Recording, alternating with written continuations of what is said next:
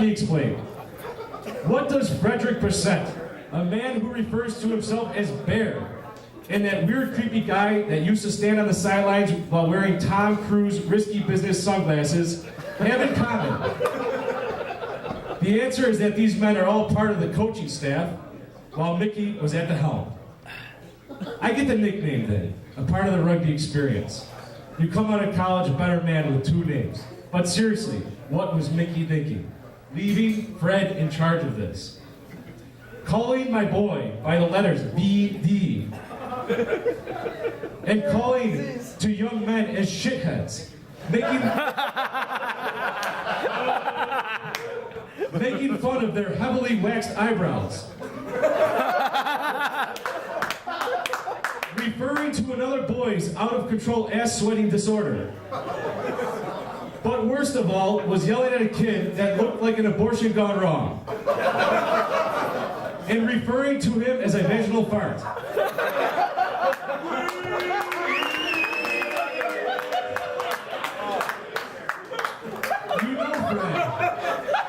You know, Frank, a name like Queef could stick for life. Bear, really? The first and only time I tried talking to Bear, this is from my mother. The first and only time I tried talking to Bear on the sideline, I could not stand the hesitation.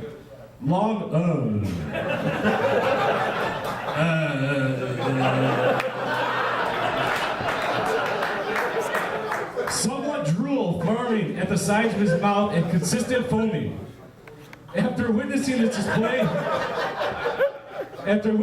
display of the chain of evolution gone wrong, he stumbles over to a tree. I thought he was going to start itching and grunting. But instead, he did a headstand against it and began consuming alcoholic beverages upside down.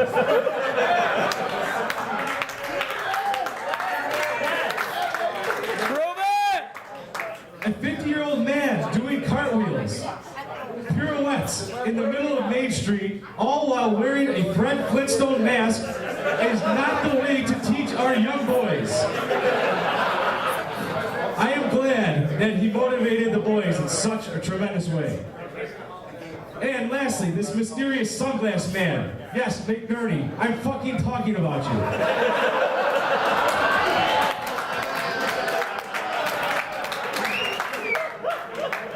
Does he find it funny to walk up to students and tell them what a bunch of fucking assholes they are?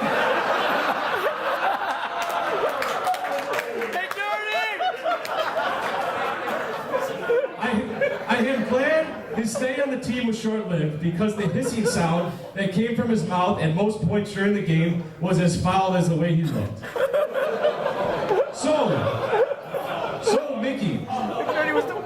So Mickey, you have a lot to explain. Why would you put our boys in harm's way all these years with such vulgar and inhumane personnel?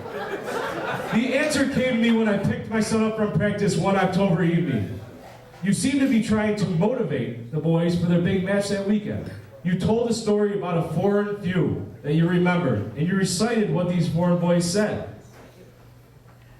Actually, Mickey, I just prefer you tell the story yourself. Well, I can explain it. I was reminded the other day of a good friend. This isn't what my mother quoted. She couldn't say it out loud. He would come up to the town, and we'd be in a big match, big NRU playoff match. And he'd go to us, this real silent foreigner. He never said a word, and one of the days he wanted to say, "You want to say it? You can say it." Well, the line goes, I'll say it word for word. You guys can attest. You've heard it 3 or 4 times. The young man would say to the boys, "I want you to go and skull fuck those motherfuckers."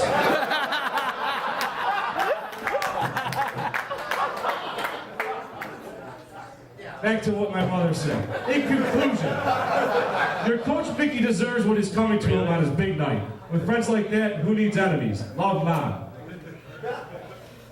Mickey, the only other group of people that responded to my questions was the New York State Rugby Referees Society. As John McTighe wrote so eloquently, as he always responds, and I quote, "Rob, it is funny that you asked about Mickey McGuire. Just last year, we surveyed the referees in the league to determine biggest dick of a coach ever.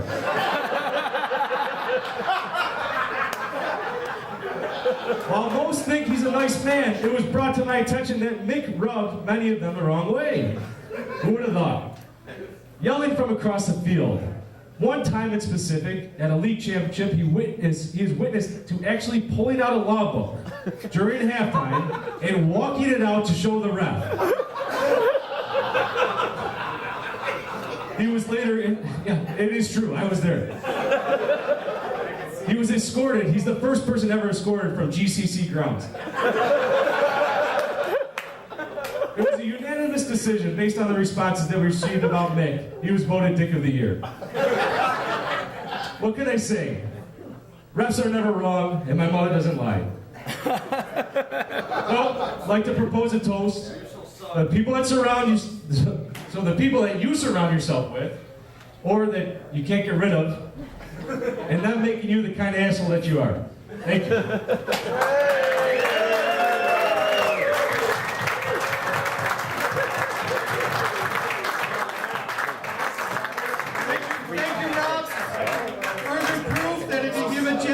Education, you get a smart ass.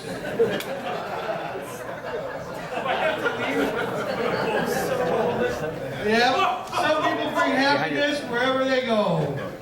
Others bring happiness whenever they go. So an Irishman walks out of a bar. What? It could happen. Okay. A young Mickey McGuire goes to confession. Bless me, Father, for I have sinned. I have been with a loose woman. The priest goes, hey, is that you, Mickey McGuire? Yes, Father, it is. And who be this loose woman you were with?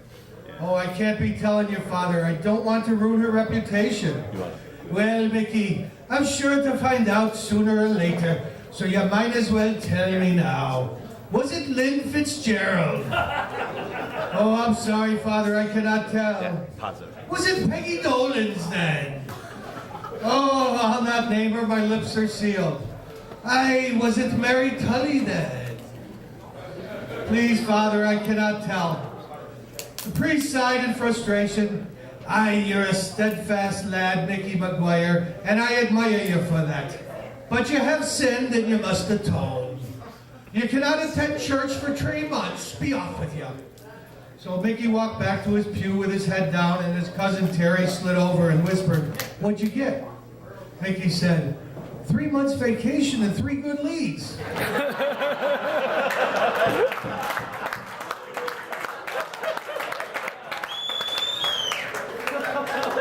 right. Our next speaker coached alongside Mickey, which doesn't say a whole lot about his intelligence, but he did graduate college with a 4.0. Oh, that was his alcohol content. He was the first in his family to be born without a tail.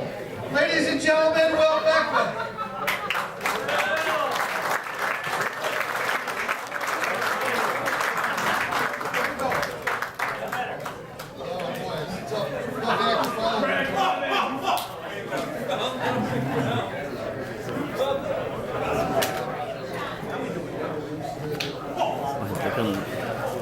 They couldn't wait to goddamn fucking.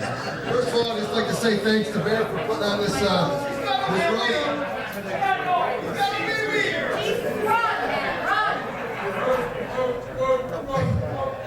It's really an honor to be here tonight.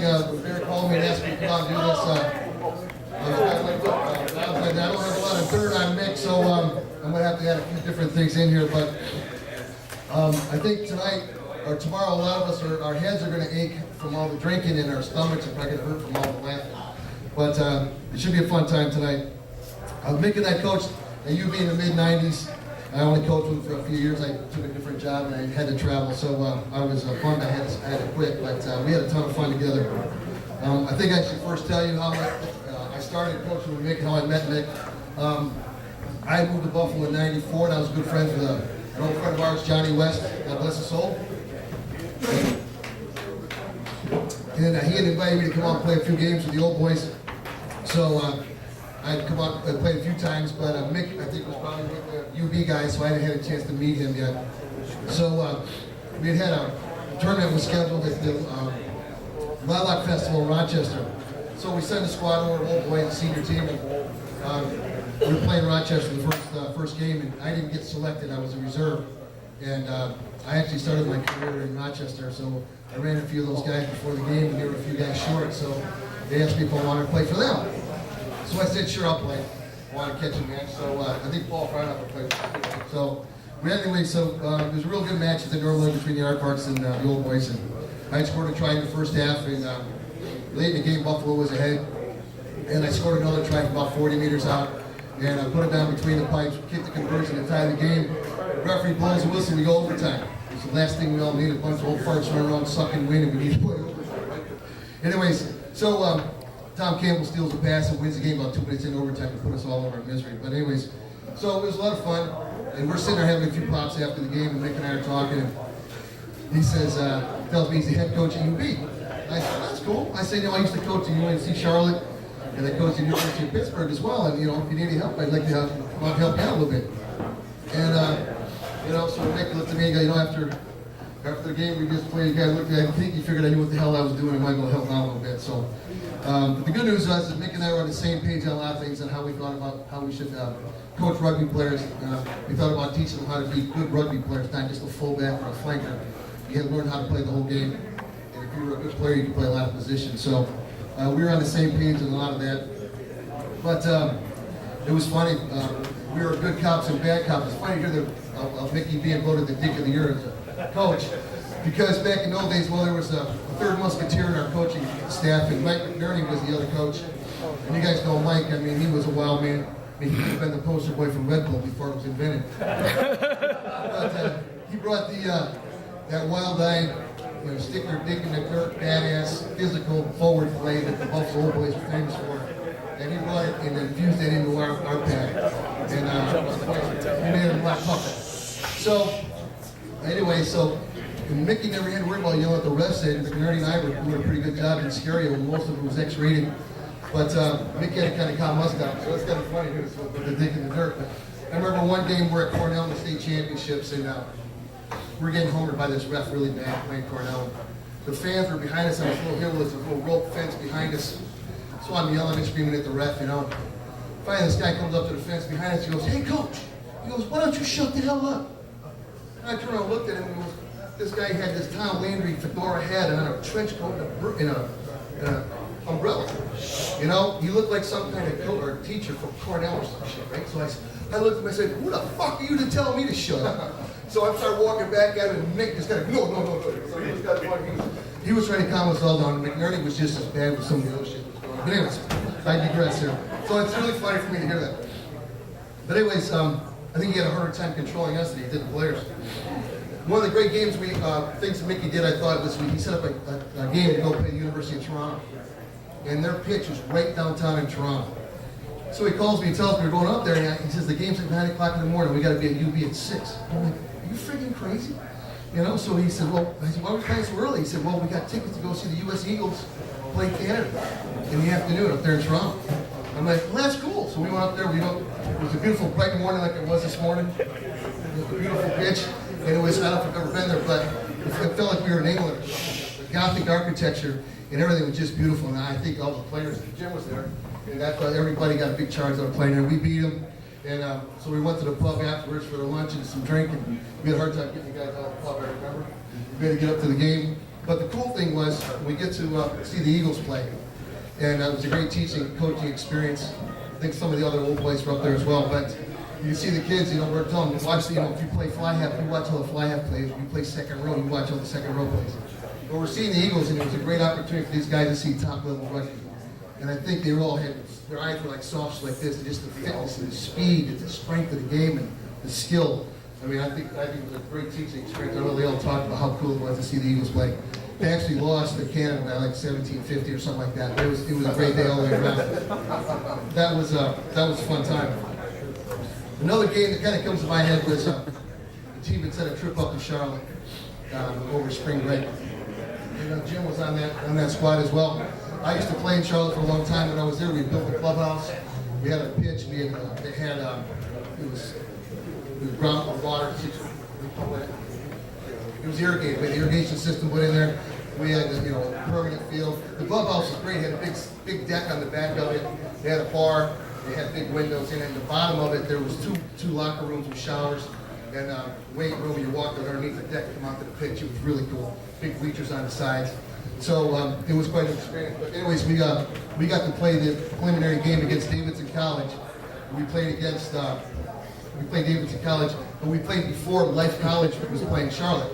And Life College was a great team there, and they as you know, they probably won the national championship many times. So it was good. It was a good time. But the funny part about the story was the coach of Davidson College was a good friend of mine. We had played rugby together for a long time.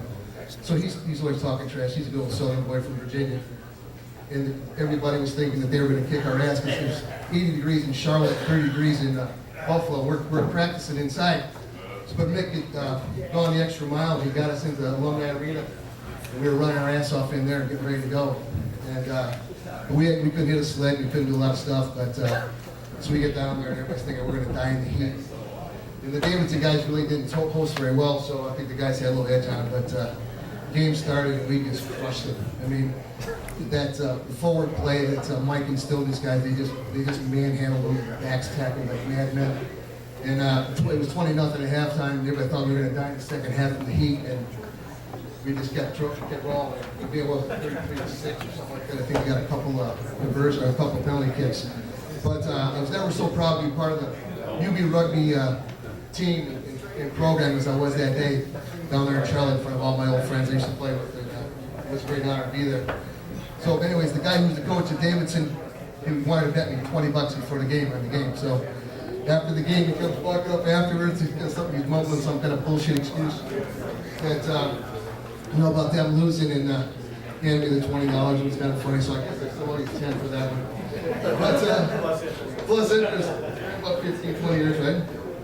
But a couple of funny things. Mickey and I used to go to some of the rugby parties. Mick, we were about 39, 40, something like that. Mick was single, and I was living with my girlfriend, now my wife. But so we'd go into the parties, and we'd sit there in the corner drinking a beer. First time you see some of the young buddies coming in there, and they're looking at us like, what are these two old dirts doing in here? So they come over, they finally talk to us for a little bit. Just be social, find out who the coach is, and that guy's like, well, that's cool, and then they walk away and go talk to somebody else. There's so many times Mick would say, Phil Bonner was just talking to us, I think she likes it. The eternal optimist, I think I got a shot. I'm like, are you fucking kidding me? I said, there's all these young bucks around me. She wants somebody like you and me, these little dirts. It was pretty funny, being the eternal optimist. It's funny, one time we walked out of a party, and these two ruggers are sitting outside in the front yard, and one's got his hand down the back of the other one's pants, and he's got his finger up his ass. And we walk out there, Mick looks at me and goes, what the hell are you guys doing? He says, what are you guys doing? And the one with the finger up the other's ass says, well, my friend here's sick. I'm trying to make him puke. Mick got a laugh a little bit. He says, well, aren't you kind of going about the wrong way? And the guy says, no. He goes, just wait till he take this finger and put it in his mouth. Oh, you There's some young guys here today. There's some young guys all over the country that are playing rugby still because of Mickey and the influence he had on them for all these years. And he taught them how to play rugby. He taught them the fundamentals. He taught them to love the game. He taught them what commitment was all about. Commitment to the team, commitment to the program, commitment to each other. He also showed them by example what the commitment was to his kids, Mike and Morgan.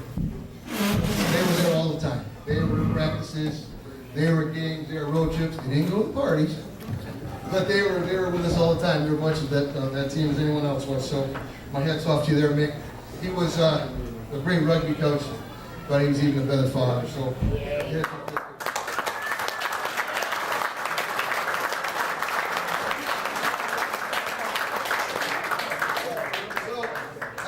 Funny stuff with this roast. That's why we like to propose a toast. Everybody have a drink, something to drink? Oh, we're at the rugby party. Okay. Here's the Mickey, our teammate. Here's the Mickey, our teammate, coach, and friend. Your long rugby career has finally come to an end. As a player, you played hard and smart. And as a coach, you gave your players a great start. As a coach at UB, I know you taught your players how to maul and ruck. And while in college, those Mad Turtles also learned how to party and...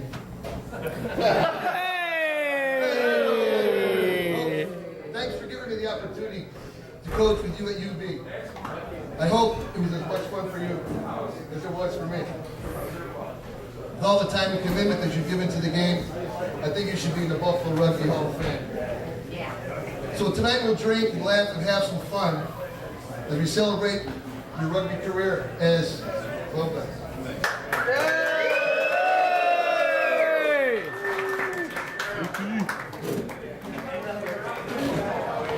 Hall of Fame! Well, aren't you just a waste of 2 billion years of evolution?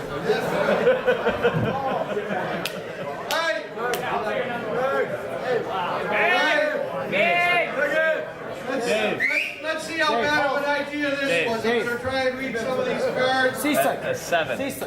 He sucks at euchre. Then there was Zillion Opal. The reason he can't pass his kidney stone is he's little small down there, according to his wife. Thanks, Brian Dan. From Bob Clucky, Buff State Rugby, 72 to 76. I'm not going to beat you up too badly, Bickley, by mentioning just how many years it took you to graduate from Buff State. He never graduated from Buff State. I can tell you that. I just really want, don't you remember the part about the 4 freshmen different school thing? That was, I didn't make that up. I just really want to thank you for being so kind to my son by volunteering to be his dorm mate during his first year at Buff State. I get it now. Sorry. Mickey is the worst scorer besides Bear I've ever heard. Matt Tully, are you here tonight? Alright. Buff State plus UB. Deca storeroom at LHS, Lancaster High School. Quite the ladies' man. Man, I can't read that one. Can't read that one. Or that one. Took a lot of time on. Alright.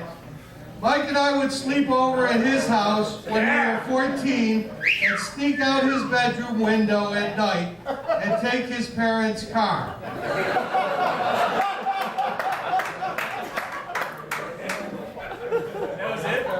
That's it. They knocked down paper boxes. That was it. I guess they couldn't spell paper. No, I can't read that one. All right. This one's from an anonymous scrub half. What's the difference between Mickey and a condom? Mickey drops the catch, the condom catches the drop. Oh.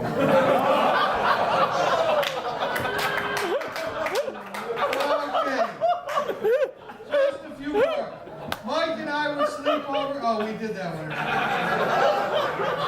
I think there's 2 of them. Mickey, good luck. Now the fun really starts from Cole. Say, thank you, Cole. Then there was the girl in the red dress at Crawdaddy's. I think it was a girl.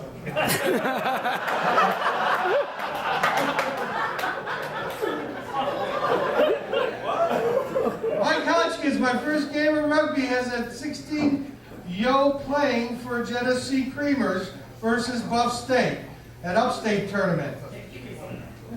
Ended. Oh, over.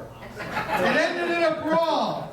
Mickey was the fly half. Yeah, so he was nowhere near the brawl, right? And the first one in. No, he was the first one in.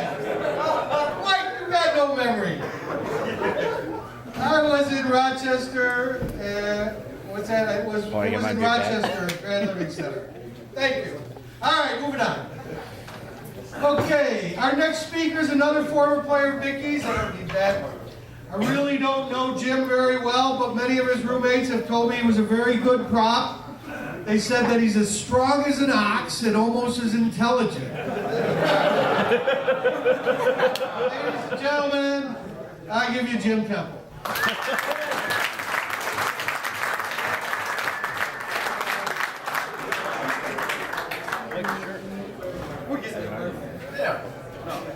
Animal or something? This thing smells like belly button and chain. No, seriously, thanks for putting this all together. And it's really great that, that this whole event was able to bring a lot of guys into town, a lot of old players that, you know, some of them came here despite some legal issues and things like that. Fits. Can I say that it's Fitz? It's the first time Fitz came back into town. Last time he was here, you know, we went out all day and, you know, drinking from 11 in the morning till, 11 in the morning till 3 in the morning. 6 University. He decides to go home, and he goes to his house, and he doesn't have his key, so he bangs in the window, goes inside. The only problem is he didn't live in that house for 2 years.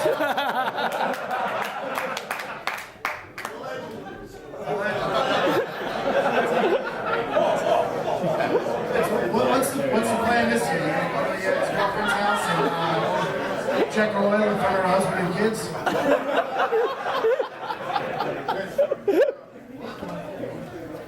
Also brought Scott Swanback back into town.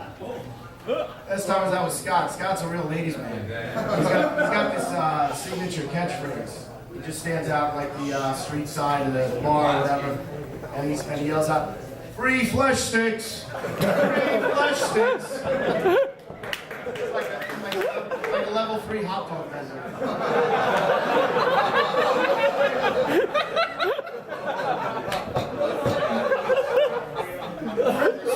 If Fred Percent show up, I feel bad making fun of his hot dog. Anyway. Carry on. Fred's really the guy that Mickey opened the door for Mickey to become a coach in the first place. You know, he's an elite few people that has been fired from an unpaid volunteer position.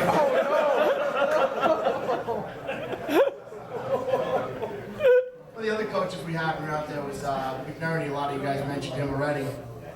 I don't want to say anything negative about McNerney.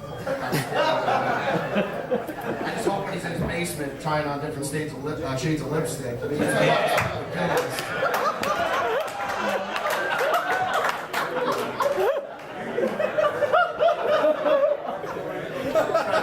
a lot of buff state guys out here, and you know, you guys talk about Mickey and going to class and college or whatever. I mean, I know there's a rigorous, you know, the rigorous course schedule over at Buff State.